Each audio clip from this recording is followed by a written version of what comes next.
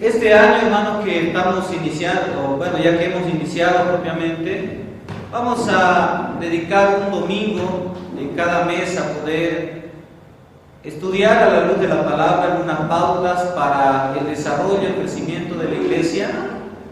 Y en esta oportunidad vamos a hablar acerca de lo que es la institución de la iglesia, un tema muy importante para comprender nosotros y poder así trazar lo que va a ser nuestra vida, nuestra vivencia como iglesia, como cristianos. Y es un tema muy importante porque necesitamos conocer qué es la iglesia, cuál es la razón de ser de la iglesia, para así poder desarrollar el ministerio que el Señor nos ha encomendado aquí en la tierra.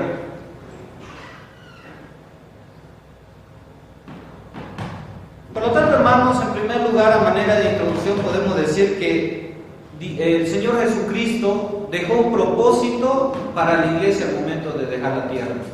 Es decir, cuando vemos el capítulo 28 del Evangelio de Mateo y vemos el capítulo 1 del libro de los Hechos y los pasajes paralelos de Marco y Lucas, vamos a ver que Jesús, antes de irse, dejó una tarea para sus discípulos. Y prácticamente las últimas palabras de nuestro Señor son estas palabras que vamos a leer y analizar en esta mañana. Por lo tanto, es como si fuera la última voluntad de nuestro Señor. Entonces la pregunta es, ¿cuán importantes son las últimas palabras de vida de una persona antes de partir de este mundo? Que nos dice, bueno, mi voluntad es esta. ¿Qué debemos hacer o qué hacemos comúnmente los seres humanos para tratar de cumplir con esa voluntad? Por lo tanto, ahora vamos a ver que parte del propósito de Cristo al dejar la tierra fue de perpetuar lo que Él había hecho con sus discípulos. Cuando leemos Mateo 28 y Lucas Hechos 1:8, vamos a ver que el Señor Jesús les va a decir o les va a dejar como tarea: hagan todo lo que yo he hecho con ustedes durante estos 3 años y medio. Esa es la tarea. Por lo tanto, la idea de iglesia del Señor Jesús es perpetuar o hacer eterno todo lo que hizo el Señor Jesucristo durante su ministerio.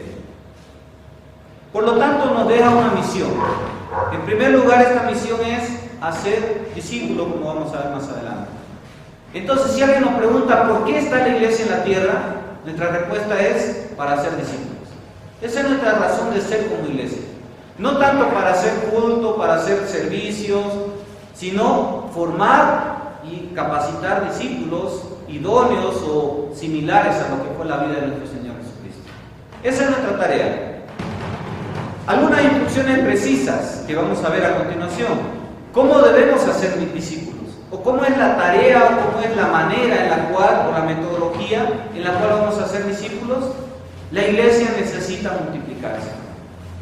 Es decir, que si somos 3, 4 personas, a la larga tienen que haber más personas. ¿Por qué? Porque nuestra tarea y mi tarea como cristiano es formar discípulos.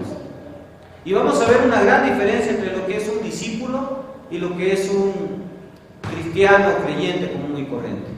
El creyente solamente es simpatizante, ¿no? Como lo que pasa en los clubes de fútbol. Cuando voy y compro, me gusta el Mr. Man, por ejemplo. Pero solamente los miembros, los que están identificados, van a comprar su abono, ¿no? Sus entradas para poder ver todos los partidos del Mr. Man. ¿Por qué? Porque están identificados con el equipo y a pesar de que pierdan los partidos, van a seguir yendo porque se sienten parte del club. Lo mismo como cristianos. Un discípulo se va a sentir identificado con Cristo y con la iglesia. Un seguidor o simplemente un creyente o un simpatizante solamente va a estar por algunos motivos dentro de una iglesia. Por lo tanto, la tarea de la iglesia es la misión y la instrucción para hacer esa misión es multiplicarse, crecer. Pero también nos deja una promesa el Señor Jesucristo, que es estar con los discípulos.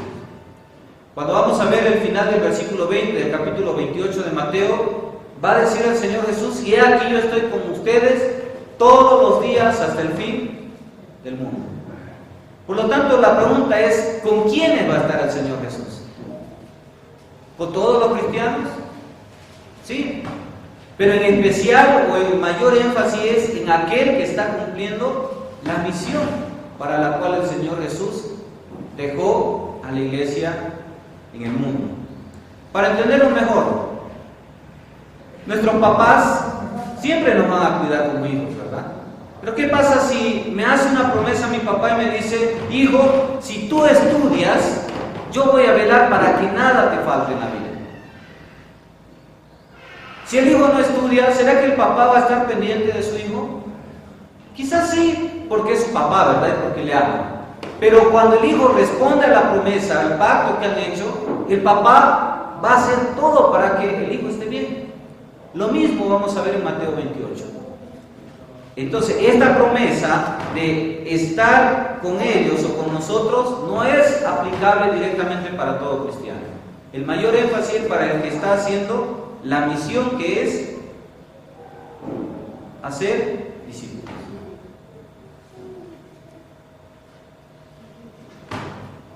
Por lo tanto, ¿cuál es la gran comisión? Mateo 28, 18 al 20.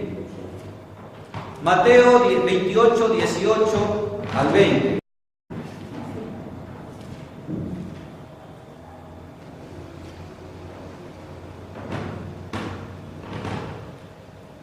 Y aquí vamos a ver la encomienda o la tarea de Jesús. Mateo 28, 18 al 20. Y Jesús se acercó y les habló diciendo: toda potestad me es dada en el cielo y en la tierra. Por tanto, id y hacer discípulos a todas las naciones, bautizándolos en el nombre del Padre, y del Hijo, y del Espíritu Santo, enseñándoles que guarden todas las cosas que os he mandado, y he aquí yo estoy con vosotros todos los días hasta el fin del mundo. Amén. ¿Cuál es la encomienda entonces? ¿Cuál es la tarea o el mandato del Señor Jesucristo? Y vamos a ver el pasaje, que el mandato de nuestro Señor es hacer discípulos a todas las naciones. No es ir el mandato. El mandato es haz discípulo. Haz discípulo. Esa es la tarea de la iglesia, como hemos visto anteriormente. Ahora, si preguntamos cómo debemos hacer discípulos, ahí está la respuesta también. Yendo, bautizando y enseñando. La manera de hacer discípulo entonces es yendo primero donde está la persona, bautizándoles después de haberse convertido y enseñándole a vivir la vida cristiana. Entonces, esa es nuestra razón de ser como la iglesia. Es lo mismo que un colegio, ¿verdad? Una escuela. Si no hay maestros, no tiene razón de ser la escuela, ¿verdad? Porque su tarea es formar a los niños, educarles. Entonces, si la iglesia no está haciendo o formando discípulos, en la práctica nos dice que no sirve, ¿verdad? No sirve, no está cumpliendo su razón de ser.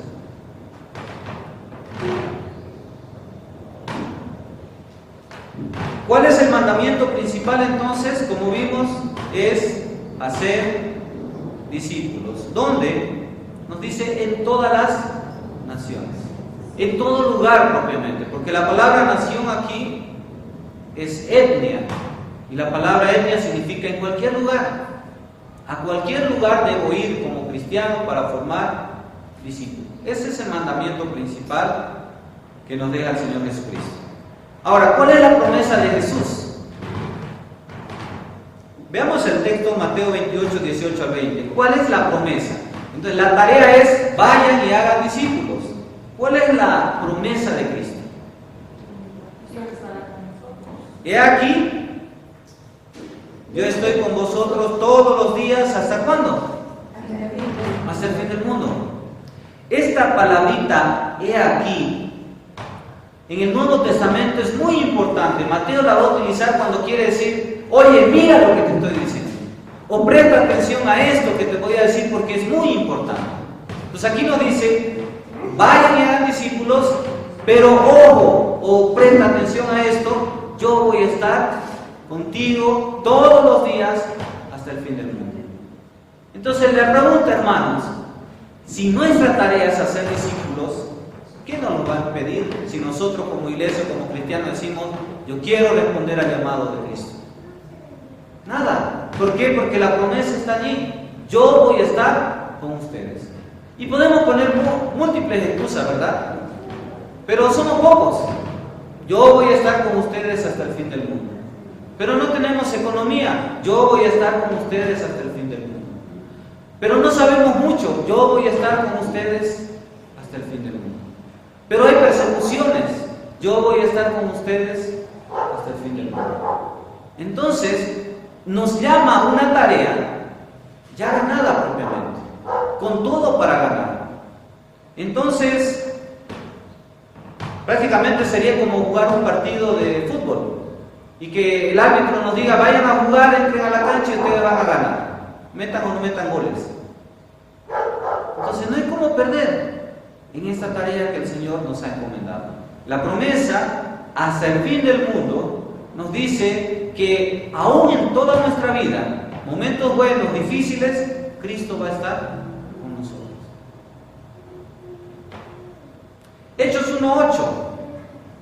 Pero recibiréis poder cuando haya venido sobre vosotros el Espíritu Santo, y me seréis testigos en Jerusalén, en toda Judea, en Samaria y hasta lo último de la tierra. Nuevamente aquí la tarea es, me serán testigos. Esa es la tarea. Nuevamente, ir y hablar y formar discípulos. ¿Cuál es la promesa en Hechos 1:8?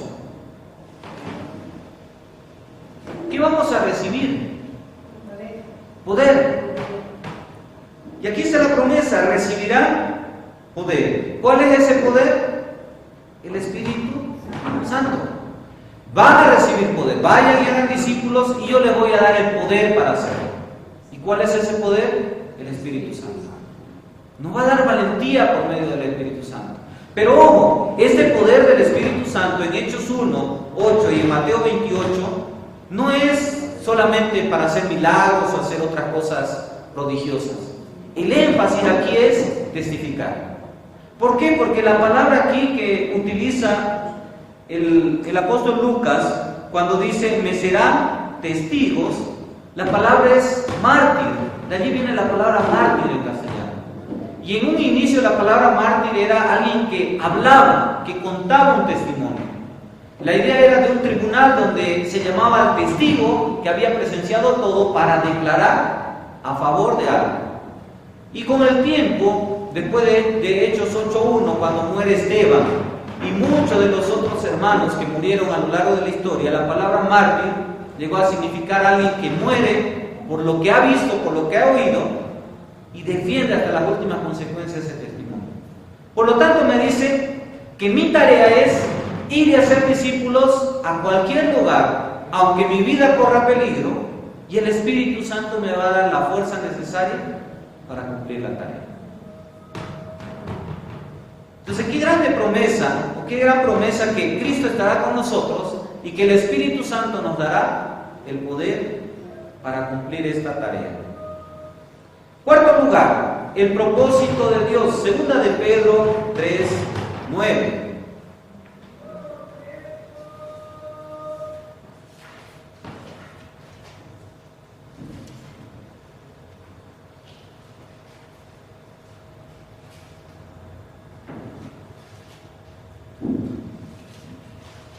Primera de Pedro 3:9.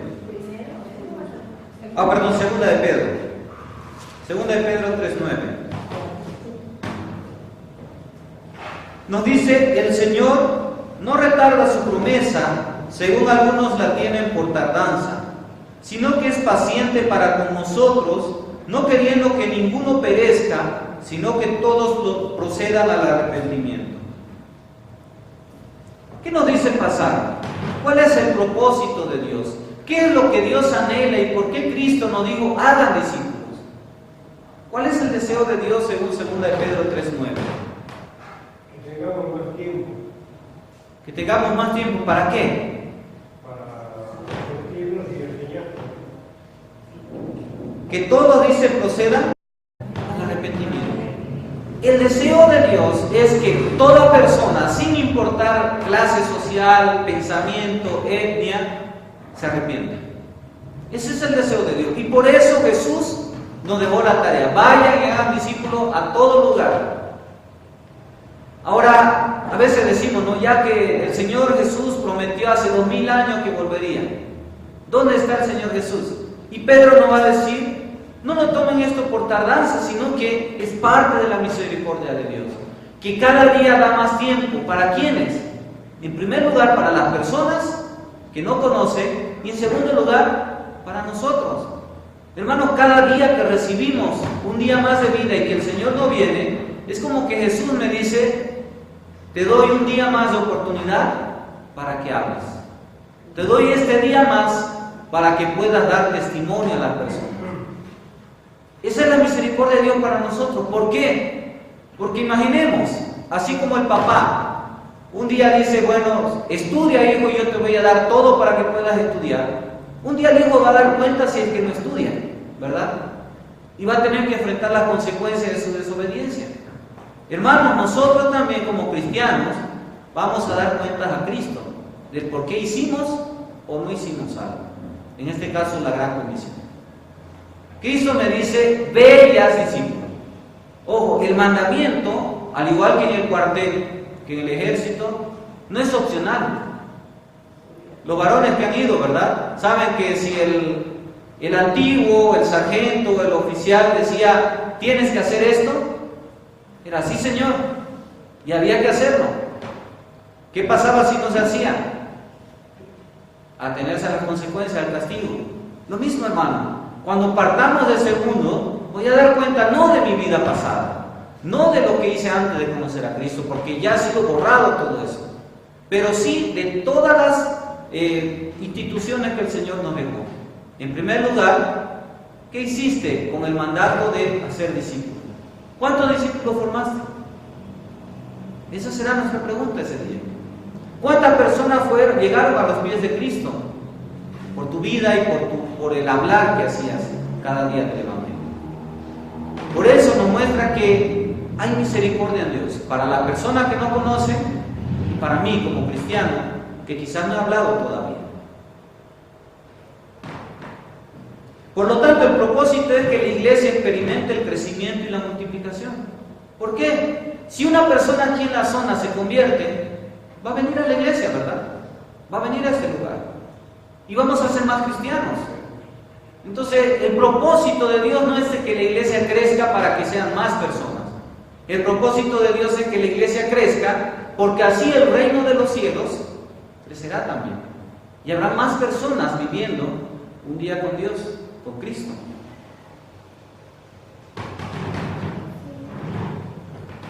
En segundo lugar, la gran responsabilidad.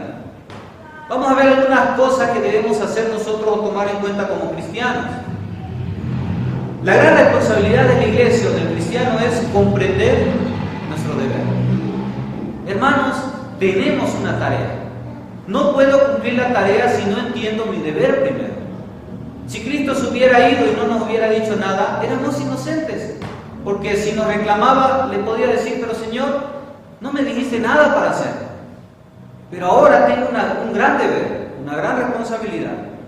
¿Y cuál es? Hay tres cosas que debemos hacer. Primero, como cristiano, yo debo involucrarme en el proceso de formar discípulos. Tradicionalmente se ha visto la idea de que el que hace crecer la iglesia es el pastor y los líderes, los diáconos. Falso, hermanos. Todos hacemos crecer la iglesia. ¿Por qué? Porque todos somos la iglesia. El pastor y el diácono es una oveja igual al Señor. Por lo tanto, Mateo 28 no dice los pastores vayan y hagan discípulos. Dice, vayan todos y hagan discípulos. Yo soy llamado a ser discípulo.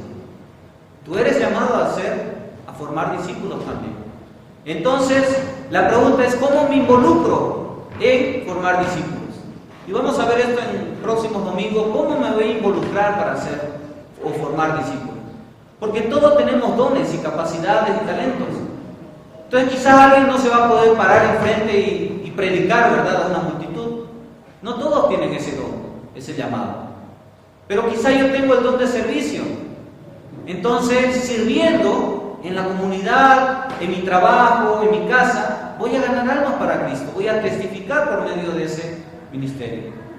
Entonces la clave aquí es identificar mis dones, mis talentos, para servir a Cristo formando discípulos.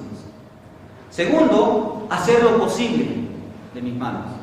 Porque, hermano, podemos no sé, levantar una ofrenda muy grande de dinero y hacer el evento evangelístico más extraordinario de todos los tiempos, invitar a los grandes predicadores, pero hasta allí terminamos nosotros. ¿Quién va a convertir a las personas? No el mensaje. El mensaje no convierte a la persona.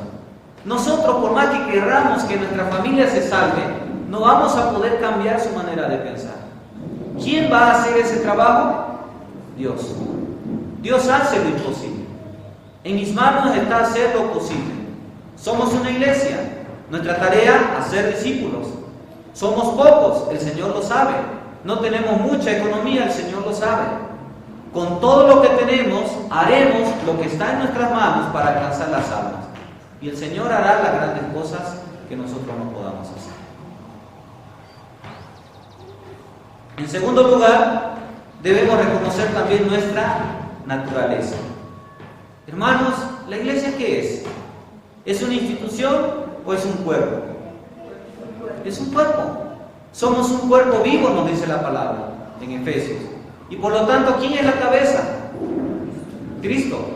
Por lo tanto, la iglesia es un organismo vivo y como es un organismo vivo, así como nuestros niños, que lo vemos hoy pequeñitos y pasa el tiempo y van creciendo, lo mismo debe ser en la iglesia. Una iglesia sana va a crecer en número también. Va a haber crecimiento en calidad, pero a la par que el crecimiento en calidad se da, como somos buenos cristianos ahora y hemos madurado, yo entiendo mi deber, que es evangelizar a mi vecino. Yo entiendo mi deber, que es vivir en santidad. Por lo tanto, más personas van a decir, así como en la iglesia primitiva, yo quiero ser como esta persona. ¿Por qué? Porque veo un cambio en esta persona. No son solamente palabras. Yo tengo mi familia destruida. Yo quiero una familia como la de esta persona, porque es cristiano. Y yo quiero ser cristiano, porque creo que así mi familia va a poder encaminarse. Por lo tanto, como organismo vivo, la iglesia necesita crecimiento. Segundo, existe un propósito divino en el mundo, como hemos visto. ¿Cuál es? La redención o el cambio del ser humano. ¿Cristo me ama así como de pecador como soy? Sí. Pero por ese amor me quiere cambiar. No quiere que yo siga siendo mentiroso si es que miento. Me va a ir cambiando poco a poco por ese amor que tiene. Cristo no es, o Dios no es un Dios que abraza el pecado y dice, bueno, eres mentiroso, sigue siendo mentiroso, pero ven a la iglesia. No, me va a decir, bueno, te amo así de mentiroso como eres, pero quiero que estés cambiando y yo te voy a ayudar a cambiar. Y poco a poco vas a ir luchando y venciendo contra la mentira. Juan 3:16, ¿qué me dice? Porque de tal manera amó Dios al mundo, que ha dado a su Hijo unigénito, para que todo aquel que en Él cree no se pierda, mas tenga vida eterna.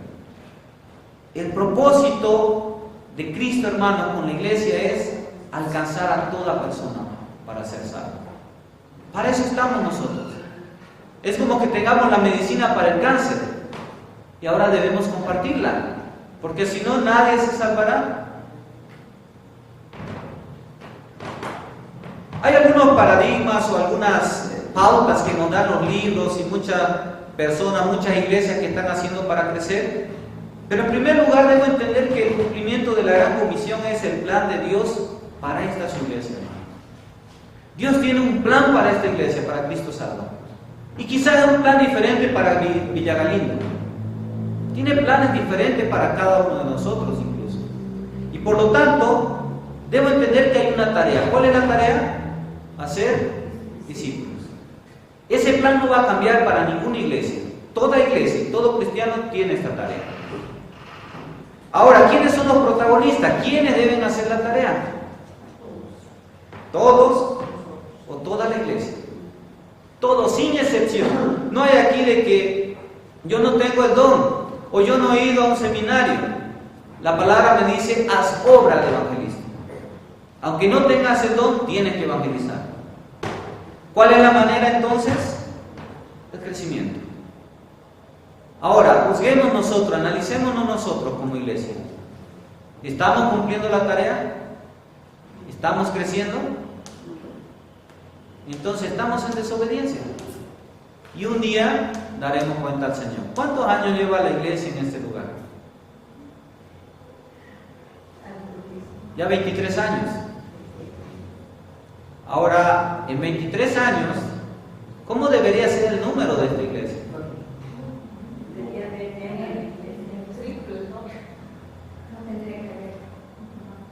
No tendría que haber espacio, ¿verdad? Entonces, ahora es un tiempo para reflexionar nosotros.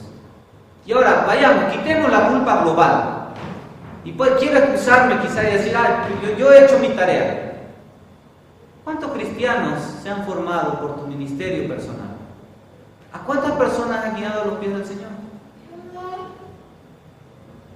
Ahora quizás nos hemos aplazado en las dos áreas, ¿no? En lo individual y en lo grupal. Pero hay tiempo todavía. Recordemos, hoy es una oportunidad más. Si no viene el Señor mañana, otro día más para formar discípulos. Segundo, para cumplir con la gran comisión, no debemos copiar a otras iglesias, hermano. Vamos a ver algunos métodos para evangelizar y para alcanzar personas, pero lo que le funciona a una iglesia en el campo, quizás no le va a funcionar a una iglesia aquí en la ciudad. Quizás no va a funcionar. Lo que funciona en la ciudad no va a funcionar en el campo también. Cada iglesia es un cuerpo diferente. Aprender de las iglesias en crecimiento no significa necesariamente adoptar los esquemas de razonamiento que sus dirigentes nos exponen como clave del éxito. Quizá una iglesia va a decir, ustedes deberían hacer una discoteca cristiana para crecer y que haya más jóvenes. Debo buscar todo método que me digan que haga, debo buscar. ¿Esto honra a Dios? ¿Esto ofende a Dios lo que voy a hacer? Y en base a eso, a los principios bíblicos, puedo aplicar algunas cosas. Otra cosa voy a decir, creo que no es conveniente hacer esto. Creo que no sería bueno.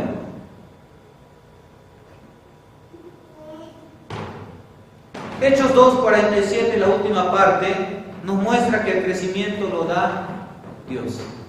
La iglesia en el capítulo 2 de Hechos nos dice que perseveraban unánime en la doctrina de los apóstoles, en la enseñanza. Consideraban unánimes o se mantenían unánimes orando.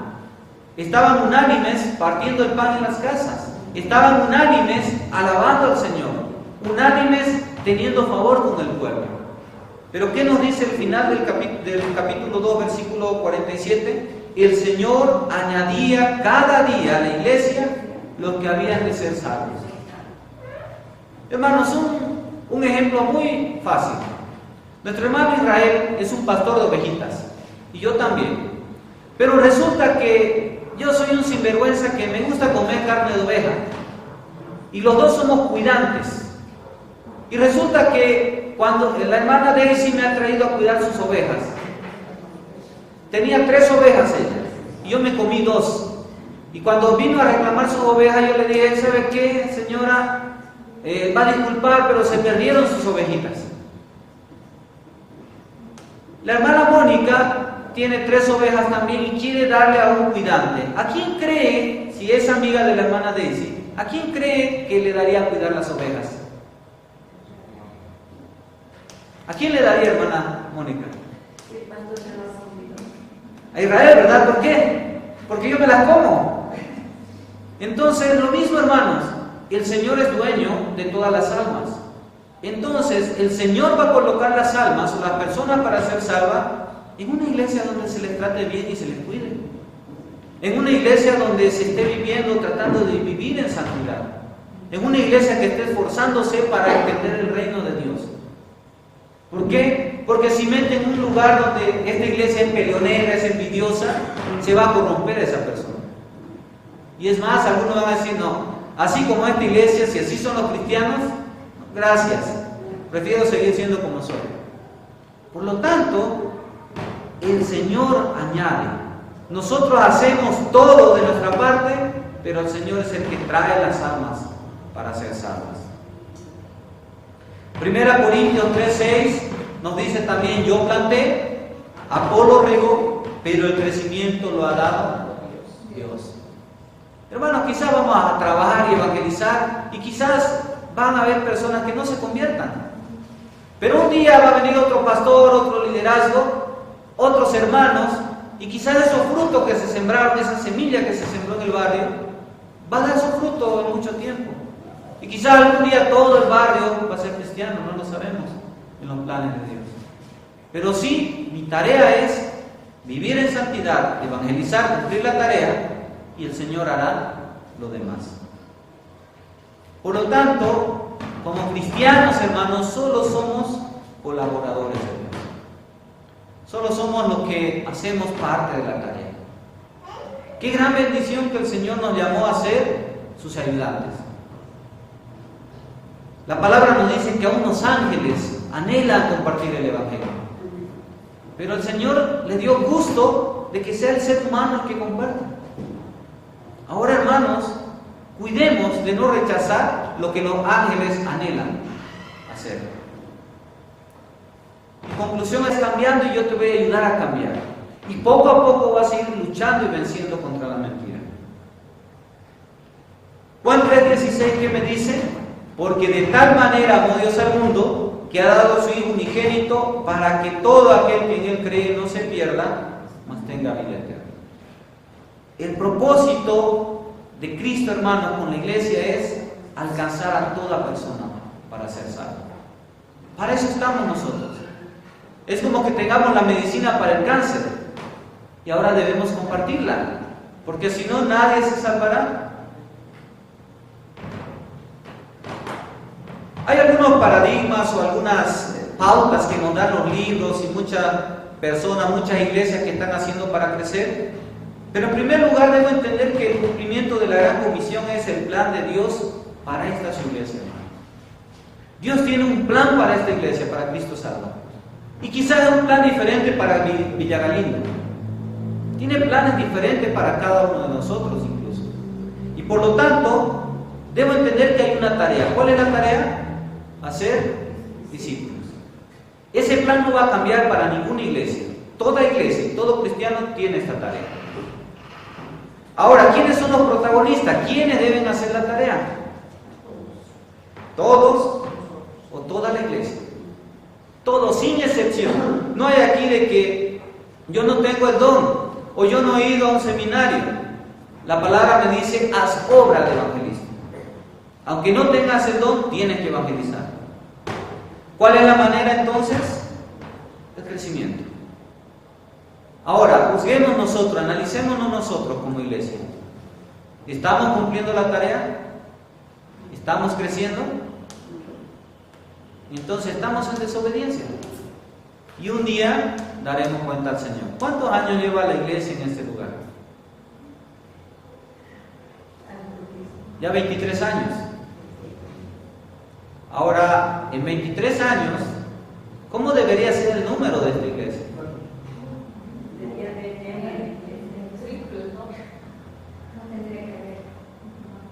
No tendría que haber espacio, ¿verdad? Entonces, ahora es un tiempo para reflexionar nosotros.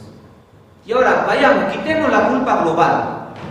Y pues quiero excusarme quizá y decir, yo he hecho mi tarea. ¿Cuántos cristianos se han formado por tu ministerio personal? ¿A cuántas personas has guiado a los pies del Señor? Ahora quizás nos hemos aplazado en las dos áreas, ¿no? En lo individual y en lo grupal. Pero hay tiempo todavía. Recordemos, hoy es una oportunidad más. Si no viene el Señor mañana, otro día más para formar discípulos. Segundo, para cumplir con la gran comisión, no debemos copiar a otras iglesias, hermano. Vamos a ver algunos métodos para evangelizar y para alcanzar personas, pero lo que le funciona a una iglesia en el campo, quizás no le va a funcionar a una iglesia aquí en la ciudad. Quizás no va a funcionar. Lo que funciona en la ciudad no va a funcionar en el campo también. Cada iglesia es un cuerpo diferente. Aprender de las iglesias en crecimiento no significa necesariamente adoptar los esquemas de razonamiento que sus dirigentes nos imponen como clave del éxito. Quizá una iglesia va a decir, ustedes deberían hacer una discoteca cristiana para crecer y que haya más jóvenes. Debo juzgar todo método que me digan que haga, debo juzgar. ¿Esto honra a Dios? ¿Esto ofende a Dios lo que voy a hacer? Y en base a eso, a los principios bíblicos, puedo aplicar algunas cosas. Otra cosa voy a decir, creo que no es conveniente hacer esto. Creo que no sería bueno.